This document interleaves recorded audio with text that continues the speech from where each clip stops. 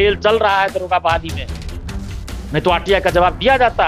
अभी भी सरकार तैयार हो तो हम सबूत पेश कर सकते हैं। कई उदाहरण है हमारे पास कि अभ्यर्थियों को जानबूझकर दरोगा बहाली में फेल कर दिया गया। दरोगा भर्ती 1717, 2213, 2446 सब में पेपर लीक। अगर बीपीएसएससी के चेयरमैन ईमानदार है, अगर बीपीएसएससी ईमानदार है तो पारदर्शिता लाए। क्यों नहीं ओएमआर शीट का कार्बन कॉपी परीक्षा के बाद अभ्यर्थियों को देते हैं? क्यों नहीं प्रश्न पत्र परीक्षार्थियों को परीक्षा के बाद देते हैं? क्यों नहीं आंसर की जारी होता है परीक्षा के बाद? जब रिजल्ट आता है तो कटअप के साथ सभी का मार्क्स जारी करे। क्यों नहीं मार्क्स बताते हैं? ये कौन सी ये गोपनीयता है? इससे किसकी सुरक्षा को खतरा है? 9 मंत्री 22 विधायक का नाम उन्होंने बताया। कितने मंत्री कितने विधायक पर कार्रवाई हुई भाई? कोई पूछताछ भी नहीं हुई। तो आप समझिए, बिहार की सुरक्षा को खतरा नहीं है, देश की सुरक्षा को खतरा नहीं है, संसद की सुरक्षा को खतरा नहीं है, बिहार विधानसभा या मुख्यमंत्री आवास की सुरक्षा को खतरा नहीं है। खतरा है इन लोगों के भ्रष्टाचार को। किसी भी गठबंधन की सरकार रही हो, कोई भी पार्टी सरकार में रहे हो, जब गलत हुआ हमने विरोध किया, जब अच्छा काम सरकार ने किया हमने उसकी सराहना किया। आयोग और सरकार को निष्पक्षता के साथ इस बात की जांच तो करवानी ही चाहिए कि क्वेश्चन बाहर कहां से आया, कब आया, किसने किया, ये तो जांच होनी चाहिए। और जो वायरल हो रहा है सोशल साइट पे ही हो रहा है तो उसकी भी जांच सरकार को करानी चाहिए। तो हम तो मांग कर रहे हैं, जैमर लगाने के नाम पे करोड़ों रुपए की उगाही तो नहीं हो रही, भ्रष्टाचार तो नहीं हो रहा है सिपाही बहाली दरोगा बहाली में। इस आधार पे हम आंदोलन कर रही है। हमारा मांग है कि एग्जाम कैंसिल हो, जांच हो, सीबीआई जांच हो या जो भी जांच हो, लेकिन सबूत हमारे पास रहना चाहिए, तभी तो हम ये कर पाएंगे। नहीं तो 8 मई 2022 को बीपीएससी का पेपर लीक हुआ, हमने उसको उजागर किया, हमारे पास सबूत था, हम तो हर जगह बोले, कहीं अपना डरे न झुके। नमस्कार, आप देख रहे हैं द बिहार टॉप। मैं हूं आदेशपुरी। बिहार में 1275 दरोगा के लिए 17 दिसंबर को पीटी परीक्षा हुआ। और बता दें आपको कि परीक्षा होने के बाद सोशल मीडिया पर छात्र भी फोन कर रहे हैं कि परीक्षा में जो है वो फोटो जो उसका आया हुआ है क्वेश्चन पेपर का, उसको लेकर हर एक छात्र जो है अपने अपने तर्क दे रहे हैं। सोशल मीडिया पर यह भी वायरल हो रहा है कि एग्जामिनेशन से पहले जो है क्वेश्चन का आंसर जो है वो आ गया था टेलीग्राम ग्रुप पर। क्या सच्चाई है, जांच हुआ कि नहीं हुआ, इन्हीं सब बातों को लेकर हम दिलीप जी से बात करेंगे। दिलीप जी, तरह तरह की खबरें, छात्र लगातार कह रहे हैं कि नहीं गड़बड़ी हुआ है, गड़बड़ी हुआ है। हालांकि कोई भी प्रामाणिक देखा जाए तो अभी तक उसका साक्ष्य जो है वो सामने नहीं आया है। आप क्या कहेंगे इस पर? देखिए, सबसे पहली बात और सबसे बड़ी बात कि जब प्रश्न पत्र बाहर लाना नहीं है, अभ्यर्थियों को प्रश्न पत्र जमा करा लिया जाता है, जो कि आयोग का कहना है कि उसकी संपत्ति है, लेकिन ये गलत है। मैं नहीं समझता कि आयोग की संपत्ति या स्टूडेंट्स की संपत्ति है, क्योंकि स्टूडेंट्स ने फॉर्म भरने का पैसा दिया है। बीपीएससी यूपीएससी में क्वेश्चन दिया जाता है परीक्षा के बाद, तो यहाँ भी परीक्षा के बाद प्रश्न पत्र दिया जाना चाहिए, लेकिन ये प्रश्न पत्र जमा करवा लेते हैं। तो फिर प्रश्न पत्र बाहर कैसे घूम रहा है सोशल साइट्स पे, ये सबसे बड़ी बात है। इसका जवाब बीपीएसएससी, बिहार पुलिस अवर सेवा आयोग के चेयरमैन को देना चाहिए, के एस द्विवेदी जी को देना चाहिए कि प्रश्न पत्र आपका बाहर कैसे घूम रहा है, उसके लिए कौन जिम्मेवार है, कहां से वो बाहर आया, उसकी जांच क्यों नहीं आयोग करवा रही है। उसके बाद आंसर वायरल या पेपर लीक पे भी हम आते हैं, लेकिन सबसे पहली बात तो यही होगी कि क्वेश्चन वायरल कैसे आपका हो गया, वही क्वेश्चन है, इसका जवाब उनको देना चाहिए और जांच होनी चाहिए इसकी कि कहां से बाहर आया क्वेश्चन। आंसर जो वायरल हो रहा है 9:13, 8:50 का दिखाया जा रहा है, फर्स्ट शिफ्ट का, 10 बजे से परीक्षा थी, तो उसकी भी जांच आयोग को करवाना चाहिए। क्यों नहीं? अगर मान लीजिए कोई, मैं बार बार ये बात कह रहा हूं कि कोई अगर ईमानदार संस्था होगा, कोई सरकार ईमानदार होगी, तो अगर कहीं कुछ गड़बड़ी की सूचना मिलेगी या सोशल साइट पे खबर चलेगी या सोशल साइट पे कुछ आएगा तो उसकी जांच करवाई जाएगी, ना कि उस पर चुप्पी साध ली जाएगी या ये कहा जाएगा कि हमारे पास तक कुछ आया नहीं है, तो आप आंख मूंद के बैठे हुए हैं, बाकी चीज पे आपको दिख रहा है, और यहाँ जो एग्जाम को लेकर इतना चल रहा है तो आपको नहीं दिख रहा है। तो आप जांच, आयोग को चाहिए था स्वतः कि आप स्वतः संज्ञान लेकर जांच करवाते। सरकार को चाहिए था, अभी भी चाहिए सरकार को कि जांच करवाए, निष्पक्ष जांच करवाए कि जो आंसर वायरल हो रहा है, क्वेश्चन वायरल हो रहा है, वो बाहर कैसे आया, और आंसर जो परीक्षा से पहले का दिखाया जा रहा है कि वो क्या सच्चाई है, उसकी जांच होनी चाहिए। हम लोग भी देख चुके हैं, देखिए हमारे मोबाइल में नहीं है तो हम ये नहीं कह सकते कि हमारे पास प्रूफ है, ये तो हम नहीं कह सकते ना, लेकिन अभ्यर्थी बता रहे हैं कि 9:13 पे, 8:50 पे बहुत जगह आया है, तो उन अभ्यर्थियों से भी हम कहेंगे या जिनके पास भी हो कि एग्जाम से पहले या एग्जाम के दौरान आंसर आया हो या क्वेश्चन आया हो जो परीक्षा में पूछे गए हैं, वैसे उसका आंसर हो या वो प्रश्न हो, तो आप जरूर मोबाइल हमें दिखाइए। आप सरकार को भी दिखाइए, पुलिस को भी दिखाइए।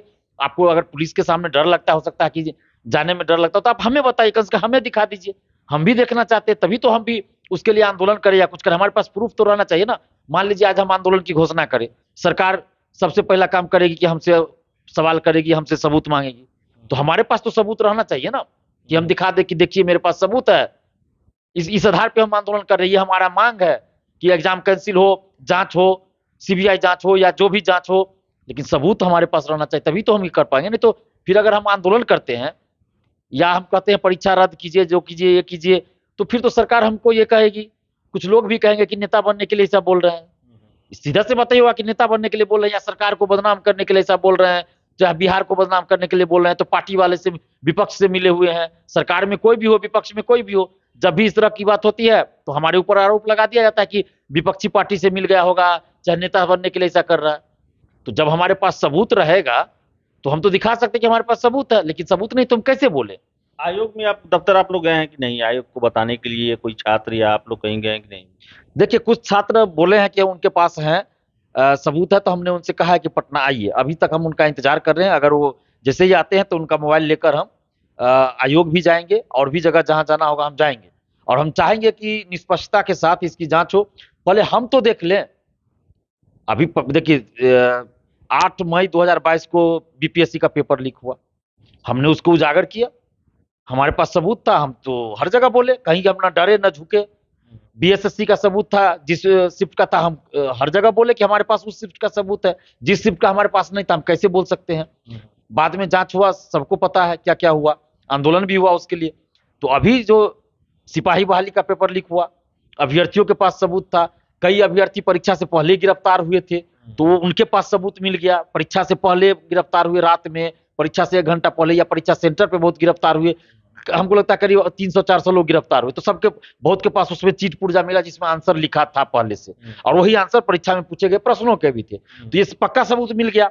उसके बाद कुछ लोगों के पास था, तो उन लोगों ने मोबाइल भी दिया आर्थिक अपराध इकाई में, तो उसके आधार पे कैंसिल हुआ एग्जाम। आयोग तो नहीं मानी, सीएसबीसी को सीएसबीसी तो लिपापोती करती रही, लेकिन आर्थिक अपराध इकाई के पास, जिनके पास था, हमने भेजा उनको वहां।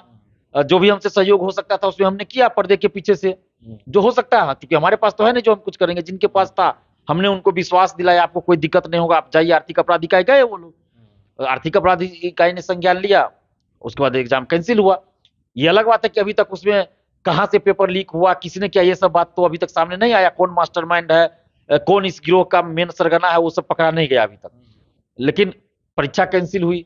इसमें क्या है दरोगा बहाली में, कि अभी तक कोई हमें मोबाइल नहीं दे रहे हैं, और जिन अभ्यर्थियों के पास है या किसी के पास भी है, उनसे भी हम आग्रह करेंगे कि आप डरिए नहीं, आप सामने आइए, या अगर आपको मीडिया में नहीं या आके बोलना है तो मत बोलिए, आप हमें दिखाइए कम से कम मोबाइल। आपका नाम कहीं नहीं आएगा, आपका चेहरा हम कहीं नहीं बताएंगे, कुछ नहीं बताएंगे आपके बारे में, कम से कम आप हमें तो दिखाइए, ताकि हम उस सबूत के आधार पर सरकार से मांग कर सके कि इसकी जांच कराइए और परीक्षा रद्द कीजिए, फिर से परीक्षा कराइए। 1-2 टेलीग्राम ग्रुप में आया हुआ है, मैं फिर कर रहा हूं कि बहुत अभ्यर्थी उसी का स्क्रीनशॉट हमको भेज रहे हैं। तो एक दो टेलीग्राम ग्रुप का दिखा रहे हैं 9:13 पे, लेकिन उसमें कुछ टेक्निकल चीज है जो मैं सार्वजनिक नहीं अभी करना चाहता हूं। उसकी जांच चल रही है, मैं इसको सार्वजनिक नहीं कर सकता।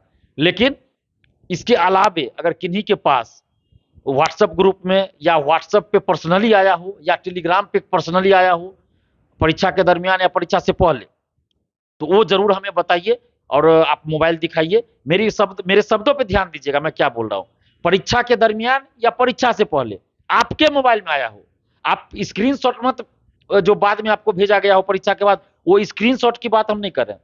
अगर आपके मोबाइल में परीक्षा के दरमियान या परीक्षा से पहले कुछ भी आया है जो परीक्षा में पूछे गए प्रश्न हो या उसके उत्तर हो, तो आप जरूर आइए पटना, हमें मोबाइल दीजिए, आपको कोई दिक्कत नहीं होगा, आपका नाम भी कहीं नहीं आएगा, आपका कोई पहचान नहीं सार्वजनिक होगा। बस आप मोबाइल दिखाइए ताकि प्रूफ हम लोग को मिले, हम लोग सरकार तक पहुंचा सके, दिखा सके सरकार को कि हाँ प्रूफ है, हम भी देख सके, तभी तो हम आगे कुछ कर पाएंगे। तो ये सबूत जरूरी है, इसलिए मैं कह रहा हूं कि आप लोग डरिए मत, आप दीजिए। और उसके बाद हम जरूर आंदोलन भी करेंगे परीक्षा रद्द कराने के लिए और एग्जाम फिर से हो, इसके लिए। लेकिन सबूत चाहिए, तब बिना सबूत के लिए कि हम कैसे आंदोलन करेंगे। हमारा मकसद कभी भी सरकार को बदनाम करना या फिर आयोग को बदनाम करना कभी नहीं रहा है। सरकार में कोई भी रहे हो, आप देख लीजिए, किसी भी गठबंधन की सरकार रही हो, कोई भी पार्टी सरकार में रहे हो, जब गलत हुआ है हमने विरोध किया, जब अच्छा काम सरकार ने किया हमने उसकी सराहना किया। एग्जाम्पल आप बीपीएससी की परीक्षा देखिए, पिछले साल जब पेपर लीक हुआ हमने उसको उजागर किया। परसेंटाइल जब बीपीएससी पेपर लीक हुआ उस समय सरकार में कोई और लोग थे, पार्टी अलग अलग थी। जब पेपर लीक हुआ तो उस समय भी हम विरोध किए, पेपर लीक उजागर किए। जब परसेंटाइल लाया गया तो उस समय सत्ता परिवर्तन बिहार में हो चुका था, फिर भी हमने उस चीज का विरोध किया, परसेंटाइल का, और बहुत बड़ा आंदोलन किए। बीएसएससी पेपर लीक हुआ उस समय भी सरकार में जो लोग थे वो बीपीएससी पेपर लीक के समय नहीं थे। दरोगा बहाली 2020 में वो लोग नहीं थे, माने नीतीश कुमार जी तो थे ही लगातार, लेकिन बाकी लोग नहीं थे। तो हमारा तो किसी पार्टी से कोई मतलब नहीं है, सरकार का मतलब यहाँ बिहार सरकार। अब उसमें जो पार्टी रहे तो हम तो करते रहे। अगर अभ्यर्थियों के साथ कहीं अन्याय होगा, सरकार में कोई रहे उससे में मतलब नहीं है, हम सरकार से मांग करेंगे, लड़ेंगे अभ्यर्थियों के हित में। तो अभी भी हम ये कर रहे हैं, सरकार अच्छा काम कर रही है हम तारीफ करेंगे, अगर गलत कहीं होगा तो हम विरोध भी करेंगे और अभ्यर्थियों के हित में लड़ेंगे। तो इसलिए हमारा मकसद सिर्फ इतना है कि अभ्यर्थियों के साथ अन्याय ना हो। तो इसलिए आपके पास जहां भी कोई प्रूफ है तो दीजिए, ताकि हम सरकार के सामने रख सके उस चीज को, और उसके लिए हम लड़ेंगे, आंदोलन करेंगे, जो भी करना होगा लोकतांत्रिक ढंग से करेंगे, कभी पीछे नहीं हटेंगे। लेकिन सबूत हमें चाहिए, क्योंकि जैसे ही हम कुछ करेंगे तो सबूत सरकार मांगती है हमसे, तो सबूत हमको देना पड़ेगा। और सबसे बड़ी बात कि आयोग और सरकार को निष्पक्षता के साथ इस बात की जांच तो करवानी ही चाहिए कि क्वेश्चन बाहर कहां से आया, कब आया, किसने किया, ये तो जांच होनी चाहिए। और जो वायरल हो रहा है सोशल साइट पे ही हो रहा है, तो उसकी भी जांच सरकार को करानी चाहिए। तो हम तो मांग कर रहे हैं। और जैमर आप लगाते हैं तो जैमर लगा हुआ है या नहीं, काम कर रहा है या नहीं, इसकी भी जांच होनी चाहिए। जैमर लगाने के नाम पे करोड़ों रुपए की उगाही तो नहीं हो रही, भ्रष्टाचार तो नहीं हो रहा है सिपाही बहाली दरोगा बहाली में? क्योंकि मुझे संदेह है, मेरी अंतरात्मा ये कह रही है कि जैमर लगाने के नाम पे सिपाही बहाली दरोगा बहाली में खेल हो रहा है, भ्रष्टाचार हो रहा है। क्योंकि अभ्यर्थी हमें जगह जगह से फोन करते हैं कि जैमर नहीं लगा हुआ था। बहुत अभ्यर्थी करते हैं जैमर के जैसा कुछ लगा था, लेकिन वो जैमर नहीं था।